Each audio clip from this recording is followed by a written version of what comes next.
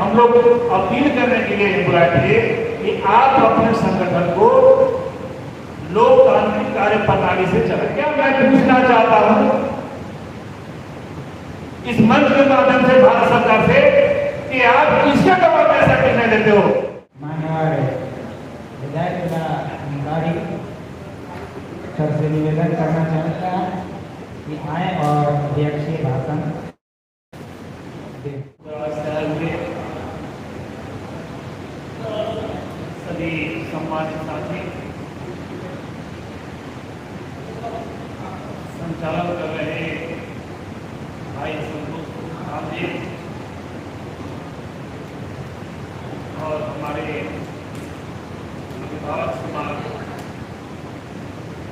निवासी मान्यवर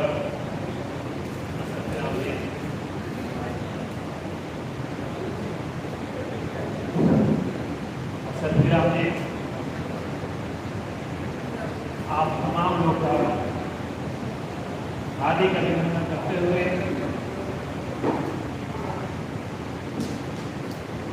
आज के विषय पर आप लोगों ने सभी वक्ताओं का वक्तव्य को ध्यानपूर्वक सुने, इसके लिए बहुत बहुत धन्यवाद। एक्चुअली जो ये विषय था, इस विषय पर पहले सेशन में ही हमारे पलामू प्रमंडल के मशहूर और मारूफ वक्ता मूल निवासी डॉक्टर विजय कुमार सिंह जी रख चुके हैं, लेकिन सबका अपना अपना तरीका होता है। अब मैं भी इस सेशन की अध्यक्षता कर रहा हूं, इसलिए दो तीन बातें रखकर सभा का समाप्ति किया जाएगा, इसलिए कि वक्ता तो तभी मन लगता है जब श्रोता लगते हैं, सच्चाई बात है। तो आप देख रहे हैं इस बैनर पर तीन नाम है, बामसेफ, संविधान और बीएसओ। तो बामसेफ किसी एक का संगठन नहीं है। बामसेफ का जो दिमाग में जो बनाने का परिकल्पना जो आया वो जन्म लिया 1973 में, और इसको अमली जमा पहनाने के लिए 5 साल लगे। तब जाकर ये 1978 में तैयार हुआ और 6 दिसंबर 1978 बोर्ड क्लब दिल्ली में इसका पहला अधिवेशन के साथ आया। इसका रजिस्ट्रेशन भी हुआ। यह जो है शुद्ध रूप से गैर राजनीतिक संगठन है। इस पर आज तक किसी प्रकार का कोई इल्जाम नहीं है। भारत का एक चौथा संगठन मूल निवासी समाज में जितने महापुरुष आए उन सभी महापुरुषों के विचारों को एकत्रित करके बाद से अपना विचारधारा तैयार करता है। उसी के विचारधारे पर ये चलता है। इसका कोई अपना आइडियोलॉजी नहीं है। हम लोग जो बामसेफ के वास्तविक साथी हैं वो अपना महाप्रभु को आदर्श मानते हैं। बीच में कोई किंतु परंतु नहीं है। हमारे महापुरुष जो बता रहे हैं उन्हीं की बातों को हम लोग वर्तमान में समाज में आवश्यकताओं का रखने का काम करते हैं। साथियों, हमारे महापुरुषों ने जब उन्हें अवसर मिला तो भारतीय संविधान में ऐसी व्यवस्था बना दी है कि कोई भी व्यक्ति चाहे भारत के नागरिक किसी भी कोने में रहता हो, चाहे वह कश्मीर में हो या कन्याकुमारी में, और चाहे गुजरात में हो या अरुणाचल प्रदेश में, देश के कोने कोने के रहने वाले सभी नागरिकों के लिए अधिकार पूर्ण व्यवस्था किया। ऐसा इसलिए प्रतीत होता है कि जब हम भारतीय संविधान के प्रस्तावना को पढ़ते हैं तो उसमें किसी के व्यक्तिगत से नहीं शुरू होता है कि हम भारत के लोग भारत को संपूर्ण प्रभुत्व संपन्न समाजवादी शुरू होता है।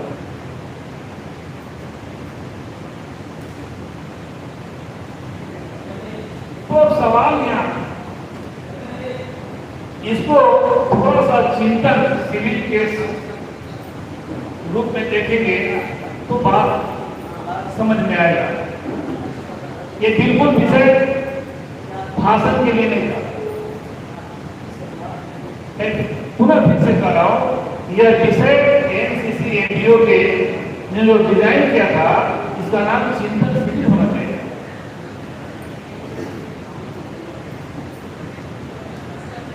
भाषण से इस कान से सुधर के इस कान में चला जाता है, निकल जाता है, यहाँ खोपड़ी में बैठेगा नहीं। तो हम चाह रहे हैं कि आप इसी कान से सुने या दाहिने से सुने या बाएं से, लेकिन इसको दिमाग में बैठाने की कोशिश कीजिए। तो मैं कह रहा था कि भारत का प्रस्तावना ही शुरू होता है कि हम भारत के लोग भारत को संपूर्ण प्रभुत्व संपन्न समाजवादी लोकतंत्र, पहला शब्द आता है संपूर्ण प्रभुत्व संपन्न। क्या हमारा देश है? इस कार्यशाला में बैठे हुए हमारे वकील साहब भी हैं। हमारा देश पहले ही प्रस्तावना का जो पहला शब्द है उसी को जो शासक वर्ग है सत्ता में बैठा है ये पहले ही कर रहा है धरती का देश नहीं, ये देश संपूर्ण प्रभुत्व संपन्न ही रहता है। क्यों? इसलिए साथियों कि अभी इजराइल और ईरान के बीच जो युद्ध हुआ, पेट्रोल हमें सस्ता मिल रहा था, हमने दूसरे के दबाव में आकर पेट्रोल महंगा किया, पूरे देश के मूल्यवासियों को परेशान कर दिया, आर्थिक तंगी ला दी। और पहला शब्द क्या है कि भारत को संपूर्ण प्रभुत्व संपन्न बनाएंगे। इसका सीधा होता है कि भारत या हमारा देश किसी भी विदेशी शक्ति के अधीन नहीं रहेगा और वह अपना नीति बनाने के लिए स्वतंत्र है, अपने देश की पॉलिसी बनाने के लिए वह स्वतंत्र है। तो क्या मैं पूछना चाहता हूं इस मंच के माध्यम से भारत सरकार से कि आप किसके दबाव में ऐसा निर्णय लेते हो और कौन सा ये पॉलिसी है कि देश को जब संविधान में नहीं है उस संविधान में तो भजिया बना हो और पूरा देश चुप बैठा हुआ है। तो यहीं पे हम लोग ये भी एक गुलामी की पहचान है। इसी तरह से हम लोग आगे बढ़ते हैं तो शब्द है समाजवादी। समाजवादी एक लाइन में है, छोटा शब्द है, लेकिन इसके जब समाजवादी की एक विचारधारा है और यह मानती है कि संपत्ति, संसाधनों और उद्योगों पर किसी एक व्यक्ति का निजी अधिकार न होकर पूरे समाज सरकार का नेतृत्व होना चाहिए।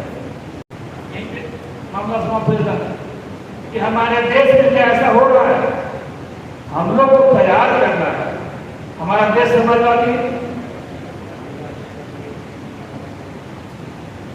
ये कह रहा है कि संपत्ति संसाधनों को किसी एक व्यक्ति का नहीं होना चाहिए भाई। ऐसा मतलब नहीं कि पूरे समाज का, पूरे सरकार का नियंत्रण हो। अब एक तरफ से केंद्र सरकार क्या कर रहा है, या ये कह लीजिए कि केंद्र के अधीन पूरे देश के जितने राज्य हैं, लगभग कमोबेश, एक तो नहीं हो सकता है, लेकिन सभी राज्य के मुख्यमंत्री भी उसी के हाथ में हाथ मिला रहे हैं। क्योंकि आप लोगों को याद होगा, स्मरण के लिए मैं कह रहा हूं, सबको याद है कि जब मोदी जी प्रधानमंत्री बने तो देश के सभी राज्यों के मुख्यमंत्रियों को दिल्ली बुलाया,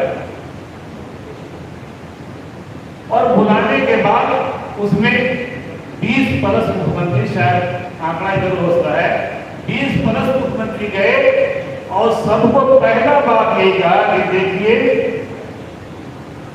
देश में बहुत मूल निवासी लोग नौकरी में आ गए हैं, हर साल 5% नौकरी कम कर रहा है, कैसे कीजिएगा ये आपकी जिम्मेवारी। मैं ऑन रिकॉर्ड बात कर रहा हूं, हर साल 5% नौकरी कम कीजिए और कैसे कीजिएगा ये आपकी जिम्मेवारी।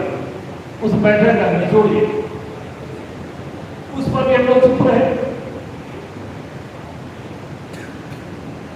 मुझे एक बात याद आ रहा है कि बाद से बार बार कहता है कि हम लोग किसी भी बैठक में, किसी भी कल अधिवेशन में धर्म की बात, त्योहार मनाने की बात, ये वो ये सब करने से हम लोगों को कोई फायदा नहीं। एनसीसी एमपीओ के तहत जो सब्जेक्ट डिजाइन किया गया है, इस पर चिंतन करने की बात है। आगे समाजवादी दौर में है, इसका उद्देश्य क्या था कि ऐसा करने से होगा कि अमीरी गरीबी की जो अंतर डिफरेंसेस है, अभी देश गुलाम है, तो ये जैसे धीरे धीरे गिर जाएगा। अंग्रेज अन्याय करते हैं तो न्याय होगा, लेकिन ऐसा हुआ क्या, पहले कुछ दिनों पहले हो भी रहा था, लेकिन अब जो है होना बिल्कुल बंद कर रहा पता है, लेकिन फिर भी हम लोग चुप हैं।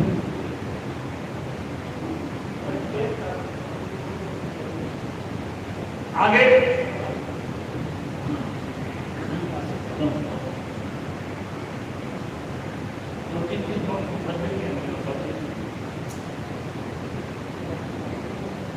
आगे मैं ये कह रहा था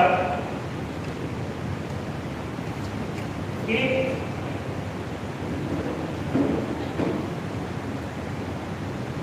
भारतीय संविधान के प्रस्तावना में है कि आर्थिक और राजनीतिक न्याय, विचार, अभिव्यक्ति, तो हम लोग विचार को जब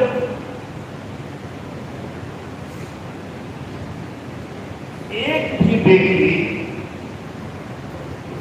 हमें भारत का संविधान यह अधिकार देता है कि देश में अगर कोई भी सरकार कुछ कर रहा है आपके खिलाफ,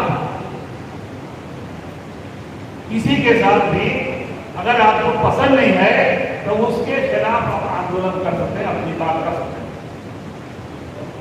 लेकिन आज यह है क्या इसकी आजादी, अगर हम करे आए सड़क पर हम एक दिन पकड़े देना बंद कर दे रहे हैं, इस पर भी चिंतन करने की जरूरत है। इसमें अगर थोड़ा सा डिटेल में जाएंगे, ऐसे बता चुके हैं सर भी, अगर जो है किसी हम लोग जब हसनैन नवाज के साथ होता है तो यादव जी सोचते हैं कि चलो उन लोगों ने किया, हमको नहीं किया, और किसी रघुवीर प्रजापति को होता है तो जो है 19% कश्यप सोचते हैं कि चलो प्रजापति साथ हुआ है, मान सकते हैं। तो ये जो है, तो आप सोचेंगे कि हमारे देश में सभी लोगों के साथ एक साथ अन्याय होगा, ऐसा नहीं है। क्योंकि जो सत्ता में बैठे हैं वो अंग्रेज के ही नस्ल से है, अंग्रेज के ही नस्ल से है। अंग्रेज को हम लोग ने भगा दिया, लेकिन उन्हीं के विचारधारा पर ये चल रहे हैं, न डिवाइड एंड रूल। बांटो और शासन करो, ये जो है इस, और ये भी एक चीज और चिंतन करने की बात है कि हमारे देश में जितनी भी भिन्न भिन्न समूह, भिन्न भिन्न जातियां हैं, सभी जातियों के साथ समान उत्पीड़न भी नहीं होता है। सबके साथ बराबर उत्पीड़न होता तो सब बहुत जल्द एक साथ आया है। सभी के साथ समान उत्पीड़न नहीं होता है, किसी के साथ कम, किसी का ज्यादा, किसी के साथ हिडन में छुपा हुआ भी, किसी के पास ओपन है। तो ये भी षड्यंत्र है कि इन सब को जो है परेशान प्रताड़ित करो, तो एक लेबर में एक स्तर से परेशान प्रताड़ित मत करो, वरना ये लोग एक हो जाएगा। हम लोग जो यहाँ 16 संगठन को बुलाए थे, इसका उद्देश्य ये नहीं था कि बामसेफ जो उठा रही है उसको आप सुन लीजिए। बामसेफ ने आपको बुलाया था यहाँ इसलिए कि आइए आप अपनी बातों को रखिए और हम लोग जो है एक मिनिमम माने कम से कम छोटा सा मानक निर्धारण करेंगे और उसके अंतर्गत सबको चलने का प्रयास किया जाएगा। बड़ी अफसोस के साथ है कि कोई हमारे यहाँ संगठन है, हम किसको सुनाएं, लेकिन जो लोग हैं यहाँ सुन के जाएंगे तो बामसेफ ने पहला जो पॉइंट निर्धारित किया है वह यह है कि संविधानवाद। आप संविधान को देख रहे हैं, संविधान के अनुसार आप अपने संगठन को चलाइए, समाज में जो काम कर रहे हैं संविधान को मानते हुए आगे रहकर अपना काम कीजिए। और दूसरा चीज है, हम लोग अपील करने के लिए बुलाए थे कि आप अपने संगठन को लोकतांत्रिक कार्य प्रणाली से चलाएं, डेमोक्रेटिक। मतलब कि हम लोग क्या करते हैं कि कोई राष्ट्रीय इंसानी एकता संगठन बन गया, उसका एक अध्यक्ष बन गए, एक व्यक्ति बन गया और उस संगठन को हैंडल कर रहा है। हम लोग ये बताने का प्रयास था कि नहीं, किसी भी संगठन में व्यक्ति कुछ नहीं होता है, व्यक्ति खास नहीं होता है, विचार होता है। विचार के साथ रहिए और वह विचार किसका होना चाहिए? महापुरुष होगा। विचार किसका होना चाहिए? हमारे जो हमारे देश के हमारे महापुरुष है, उस विचार वो होना चाहिए। व्यक्ति को आगे करके नहीं रहना चाहिए। संगठन चलाइए लेकिन लोकतांत्रिक कार्य प्रणाली से चलाइए। उसके बाद एक और हम लोग पॉइंट रखते थे कि आप जो भी हो, जैसे भी हो, लेकिन 85% जो है तो अपने माइंड, मन और मस्तिष्क में ये हम मूल निवासी बहुजन हैं और आपसे अपील कर रहे हैं कि आप मूल निवासी बहुजन पहचान को स्वीकार कीजिए। आप जितना जल्दी मूल निवासी बहुजन पहचान स्वीकार करेंगे, आपके लिए, मेरे लिए, पूरे समाज के लिए बेहतर होगा। और चौथा पॉइंट था कि समन्वय और सौहार्द की भावना। तो आपस में हम लोग जितने संगठन खासकर गावा जिला में काम कर रहे हैं, सभी संगठन के लोग आपस में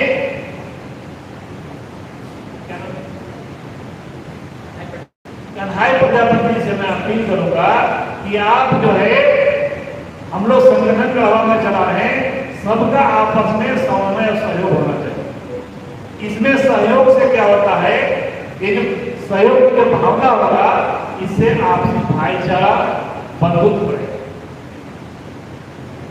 और सबसे अंतिम है, जो बार बार मैं कहता हूं, बामसेफ ये बताता है कि बताइए लोगों के अंदर कि उसको छोड़ने वाली बात है, वो अपनाने वाली बात है। अंतिम है कि नायक पूजा का अधिकार होना चाहिए। सबसे बड़ी इंपॉर्टेंट बात कि नायक पूजा का जब अधिकार नहीं करेंगे तब तक हम लोग एक साथ एनसीसी एनडीओ के बैनर करने में थोड़ी परेशानी हो सकती है। हमने यही 5 पॉइंट निर्धारित किया है आपसे। इस 5 पॉइंट को समझिए और मेरे समझ से 5 में कोई दिक्कत नहीं है।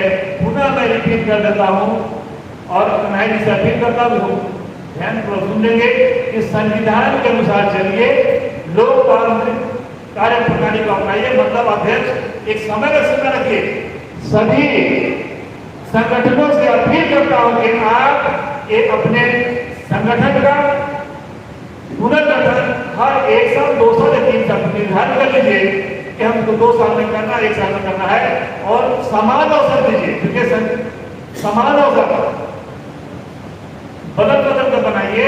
सभी एक्टिविटी योग्यता का लीजिए अपने संगठन में और समाज में एक परिभाषा लाने का प्रयास कीजिए और अपने आप को मूल निवासी पर पहचान जितना जल्दी स्वीकार कीजिए और नायक पूजा का अधिकार कीजिए। साथियों, आप लोगों ने मेरी बात को सुना, बहुत बहुत धन्यवाद। जय हिंद, जय निवासी, जय भारत।